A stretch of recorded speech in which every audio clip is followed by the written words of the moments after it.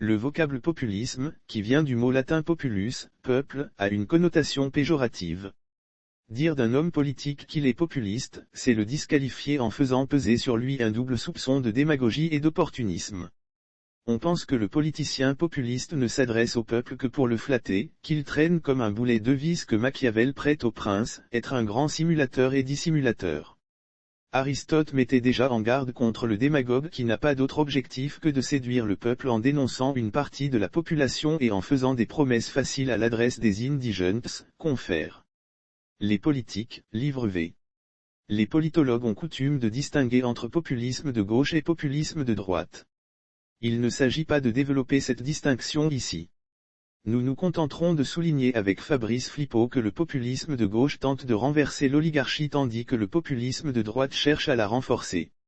Flippo ajoute que le populisme de droite utilise le mensonge et la séduction, bref la démagogie et l'illusionnisme, promettant aux électeurs ce qu'ils ont envie d'entendre. CFF Flippo, Les grandes idées politiques, Bral, Levallois-Perret, 2015.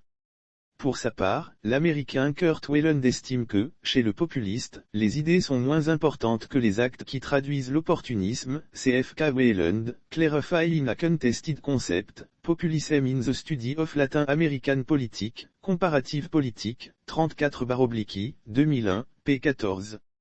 L'un des plats les plus prisés par les Ivoiriens s'appelle le garba. C'est un mélange de thon frit et d'attiéké qui est une sorte de couscous fait à base de manioc. D'où vient l'appellation garba? Du temps d'Oufoué, Dicko Garba était ministre de la production animale. C'est lui qui, dans les années 1970, aurait commencé à valoriser la pêche du thon. Le garba est le plat fétiche des étudiants qui ne peuvent pas s'offrir 3 repas par jour.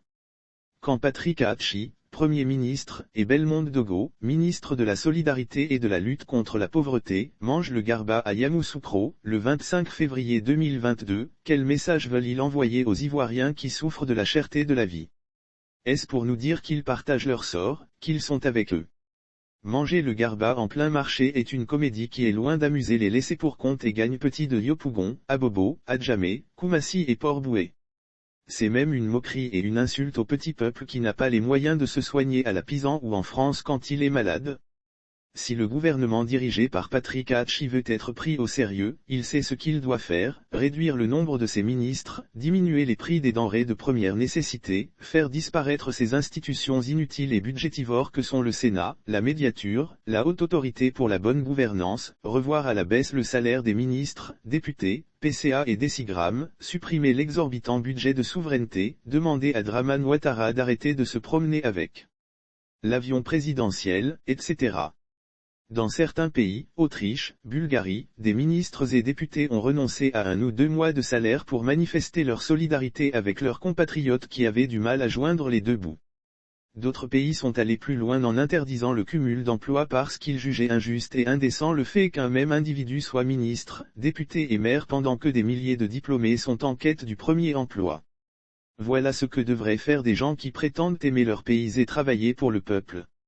Ce que les petites gens attendent, ce n'est pas que les en haut descendent à leur niveau, habiter dans des quartiers insalubres et non éclairés, manger le garba, etc., mais que ces derniers les aident à avoir une vie meilleure. Manger le garba une fois en passant, c'est verser à la fois dans le populisme, la manipulation et la démagogie. Il serait toutefois erroné de penser que Patrick Hachi est le plus grand démagogue dans notre pays. Il y a quelqu'un qui lui dame le pion sur ce terrain, je veux parler de celui qui promit que la Côte d'Ivoire atteindrait l'émergence en 2020. Promesse non tenue car le pays continue de courir après l'émergence. Pire, il vient d'entrer dans le club des pays pauvres très endettés, PPTE. Qu'est-ce qui n'a pas marché? Quoi qu'il en soit, je ne crois pas que le souci majeur des Ivoiriens aujourd'hui soit le pseudo-dialogue politique de Ouattara. Je doute fort qu'il ait envie de savoir qui est digne d'être considéré comme le leader de l'opposition ou qui sera candidat à l'élection présidentielle de 2025. Leur préoccupation première est une baisse des prix des denrées alimentaires. Les personnes qui aspirent à revenir au pouvoir ou à gouverner le peuple devraient donc commencer par défendre les intérêts du dit peuple, se battre pour lui, prendre des risques pour lui, mais le combat pour l'amélioration des conditions de vie de la population incombe-t-il uniquement aux partis de l'opposition? Non.